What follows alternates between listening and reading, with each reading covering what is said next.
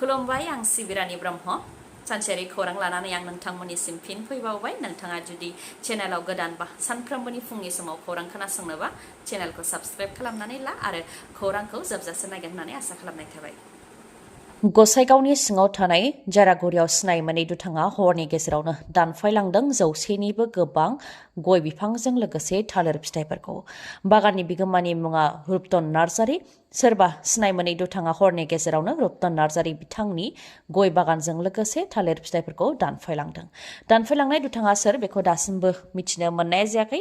गासै 100निफ्राय 150टा गय बिफांखौ दानफायलांनायजों लोगोसे थालिर फिथाइखौ दानफायलांनायखौ फोरमायथिदों बिथाङा। थांनाय 3 बोसोर सिगां गय बिफांखौ गायनाय जादोंमोन होननानैबो फोरमायथिदों आरो फैगौ 2-3 बोसोरावनो बेनिफ्राय फिथाइखौ मोननो हासिगौमोन होननानैबो फोरमायथिदों। बेनिखायनो सुबुंनि आबादखौ बेबायदि खालामनायखौ लानानै दुखु मोननाय फोरमायथिदों बिथाङा आरो बेबायदि जाहाथे उननि समाव खालामबावा बेनि थाखाय बुंथियो आरो उननि समाव बेफोरबायदि खालामबावोबा आयेननि राहा लानाय जागोन होननानैबो बुंथियो बिथाङा। मोनसे गोजोनथाव खौरां, बर'नि गिबि फिचार फिल्म आलायारन सावथुनखौ नोंथांमोनहा नुनो मोनफिनसिगोन। 37 खावसे बोसोरनि उनाव बे सावथुनखौ रिलिज खालामफिनसिगोन। बिटिआर सोरखारनि नाजानायावनो बेखौ बोखांफिननो हानाय जादों। जोंदाव बड'सा बिथाङा बे आलायारन सावथुननि डाइरेक्टर बा दिथागिरि। बिथाङा फोरमायथिदों दि आलायारन सावथुना माहारियारि बान्था रजत कमल एवार्डखौबो मोननो हादोंमोन। बेनि अनगायैबो बिथांमोनहा फोरमायथिदों दि आलायारन सावथुननि रिप्रिमियार श'खौ क'क्राझारनि बड'फा कालचारेल कमप्लेक्सआव गिबियै दिन्थिफुंनो थाखाय आखायाव लादों आरो अक्ट'खौ 10 डिसेम्बराव थांखि लादों होननानै फोरमायथिदों। नाथाय अक्ट'आ दासिमबो थि जायाखै होननानैबो फोरमायथिबावो। बे रिप्रिमियारखौ दिन्थिफुंनायाव डिनार पार्टी अदेबानि जानाय लोंनायबो थागोन होननानै फोरमायथिदों बिथाङा। सावथुन नायखांनायनि उनाव जानाय लोंनायजों लोगोसे फट' सेबखांनायबो थागोन होननानै फोरमायथिदों आरो बेफोर खाबुखौ सावथुन नायनो थाखाय जि टिकेट लादों बेनि गेजेरजोंनो मोनफानो हागोन होननानैबो फोरमायथिदों।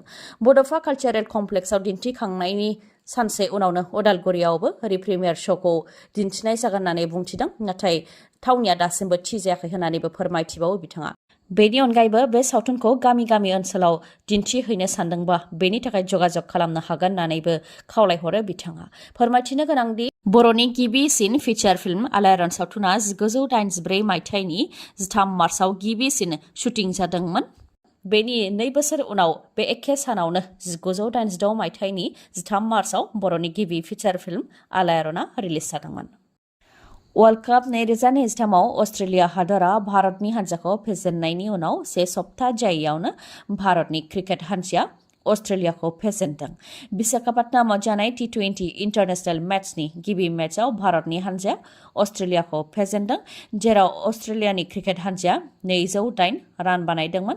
बेखौ 209 रान बानायनानै सिफायदों भारतनि हान्जाया।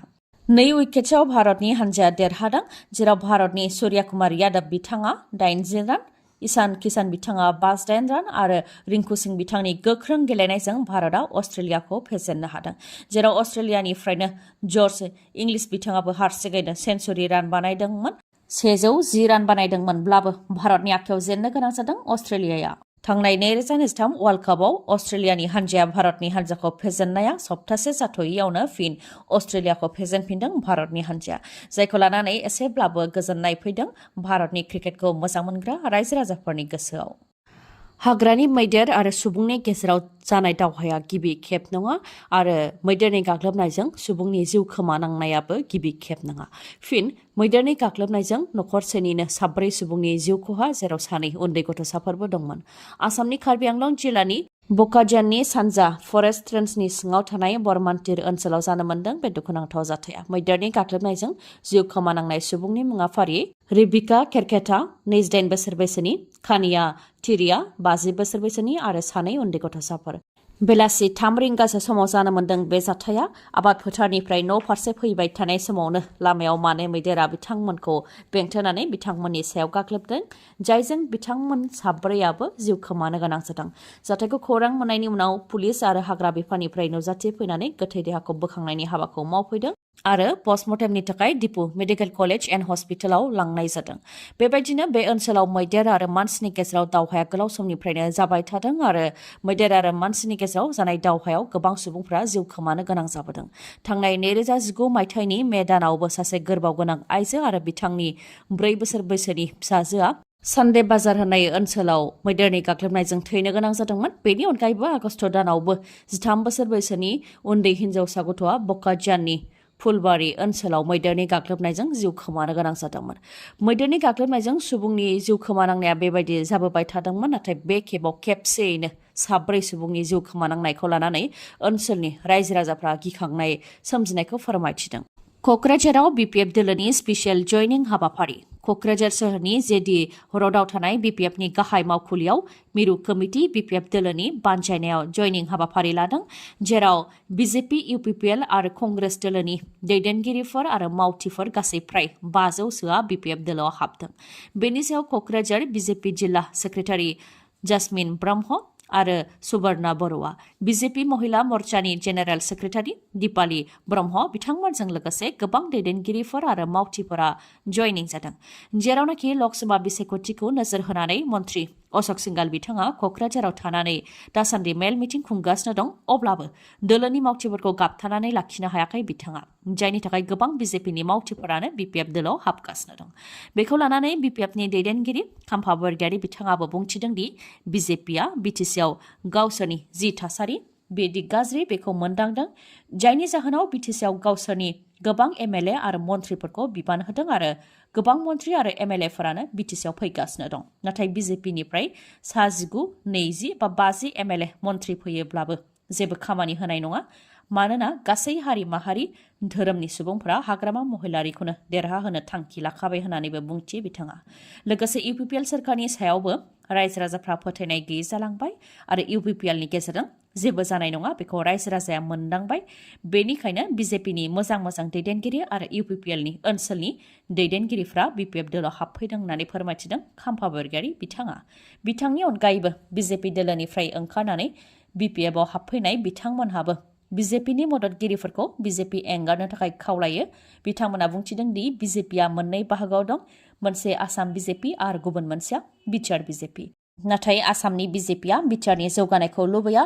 जुदि बिजेपिआव थानानै बिटिसिनि जेबो जौगानायनि खामानि मावनो हायाब्ला बिजेपिआव थानानै मा मुलाम्फा होननानैबो बुंथियो आरो बिजेपिआ बर' हारिनि धोन जेरै 6 शेड्युलखौ फोजोबस्रांनो जि थांखि लादों बेखौ मोनदांनानै बिजेपिखौ एंगारदों आरो जोंनि बर'फोरा गाव गावनि ओनसोलारि दोलोफोरावनो थानो नांगौ होननानैबो बुंथियो बिथांमोना।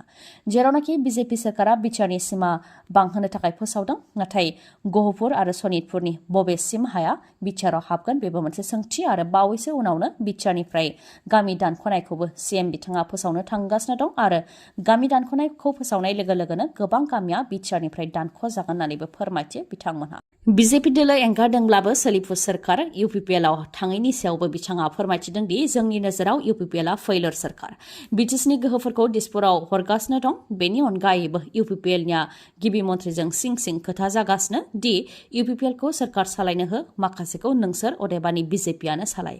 नाथाय बेबायदि जायोब्ला बे हायावनो जों बर'फ्रा सानसे गाबनो नांगोन होननानैबो बुंथियो बिथाङा। बेनिखायनो जायनाखि 6 शेड्युलखौ हाग्रामा महिलारियानो लाबोदोंमोन, बेनिखायनो थांनाय गोहोफोरखौ लाबोफिननो थाखाय हाग्रामा महिलारिखौ मदद होनो ओंखारदों आरो जोंनो बिधान सभायानो जा बा एमपिआनो जा सिरि थाग्रा दैदेनगिरिखौ नाङा, जों गोरों राजखान्थिगिरिखौ दैथायहरनो नांगोन होननानैबो बुंथियो बिथांमोनहा।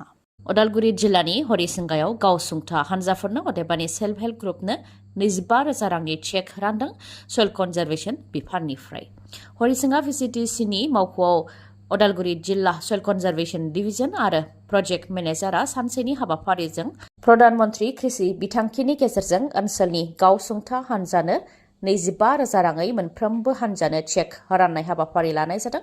गासै मोन 60 सेल्फ हेल्प ग्रुप हानजानो 25,000 रांनि चेकखौ राननाय जादों होननानै फोरमायथिदों। 5 बोसोरनिफ्रायनो सोलिबोनाय बदला प्रजेक्टखौ बिथा खालामनानैनो सेल्फ हेल्प ग्रुपनो रांखान्थि बिथिङाव जौगाथाय होनो थाखाय बे चेकखौ गथायनाय जादों होननानै फोरमायथिदों। बे हाबाफारियाव गाहाय आलासि महरै बाहागो लादों उदालगुरि बिधानसभा ब्याबनि एमएलए गबिन्द चन्द्र बसुमतारी बिथाङा। गबिन्द चन्द्र बसुमतारी बिथाङा बुंथिदों दि दिनैनि बे हाबाफारियाव गासै मोन 60 गावसुंथा हानजानो 25,000 रांनि चेकखौ होनाय जादों आरो 32 सुबुंफोरनो इन्डिभिजुवेलि 44,000 रांखौ होनाय जादों। फिथाइ सामथाइनि आबाद मावनो थाखायनो 44,000 रांखौ होनाय जादों होननानैबो फोरमायथिदों बिथाङा। सिगांनि समाव बे आसनि बा बिथांखिनि गेजेरजों ट्रेक्टर आरो स्प्रे मेसिनखौ होनाय जादोंमोन होननानैबो फोरमायथिदों। बे हाबाफारिखौ लानानै बिथां गबिन्द चन्द्र बसुमतारिया बुंथिबावदों दि बे हाबाफारियाव नांथाबनानै थानाय गासैनिसिमबो साबायखर बावनायजों लोगोसे सरकारा बे बिथांखिखौ जि मिजिंथिनानै होदों बेबायदि जाहाथे बाहायो बेनि थाखायबो बुंथियो गबिन्द बसुमतारि बिथाङा। फरायसा आफादनि बिबानगिरिफोर आफादगिरिनिफ्राय लानानै सोद्रोमाफोरनिसिम दानिया बैसोनि सिमा थासिगोन। थिखानाय बैसोनि सिमा बारोब्ला बिथांमोनहा दानिया फरायसा आफादनि सोद्रोमाबो जानो मोननाय नंला। अल आसाम स्टुडेन्टस इउनियना लादों बे थांखिखौ।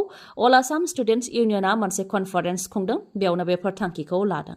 अल आसाम स्टुडेन्टस इउनियननिफ्राय बेखौनो फोरमायथिदों दि बैसोखौ लानानै आफादनि सिङाव जेबो जेंना गैया, नाथाय बैसोखौ बा बैसोनि सिमाखौ लानानै बायजोनिफ्राय गोबां सोंथि खालामो। बेनिखायनो अल आसाम स्टुडेन्टस इउनियननि एडभाइजार आरो चिफ एडभाइजारनि थाखाय जि थिखानाय बैसोनि सिमा 40निफ्राय 42 बोसोर बैसोमोन बेखौ बोखारनानै दा बेफोर बैसोनि जेबो सिमा गैयै खालामनानै होनाय जाबाय। मानोना आफादखौ दैदेननो थाखाय रोंगौथि गोनां आरो एक्सपिरियेन्स थानाय सुबुंनि गोनांथि दं होननानै फोरमायथिदों। नाथाय एडभाइजार आरो चिफ एडभाइजारनि अनगायै आसुनि प्रेसिडेन्टनिफ्राय लानानै मेम्बारफोरनि थाखाय बैसोनि सिमा खानानै होनाय जाबाय। लोगोसे ग्रेजुवेटबो जानाय जानो नांगोन। सोरबा जुदि दैदेनगिरिया ग्रेजुवेट नङाब्ला आरो बिथाङा मोजाङैनो दैदेनगासिनो दंब्ला बेनि थाखाय गोजौ गनायथि लानानै बिथांखौ खामानि मावनो खाबु होनाय जागोन होननानैबो फोरमायथिदों।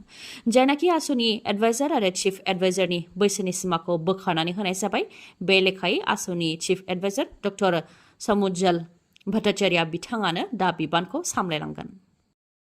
खौरांखौ जोबजासे नायनायनि थाखाय गोजोन्थों। नोंथाङा जुदि खौरांखौ मोजां मोनदोंबा अन्नानै लाइक, कमेन्ट आरो शेयार खालामनो दाबाव। गोजोन्थों।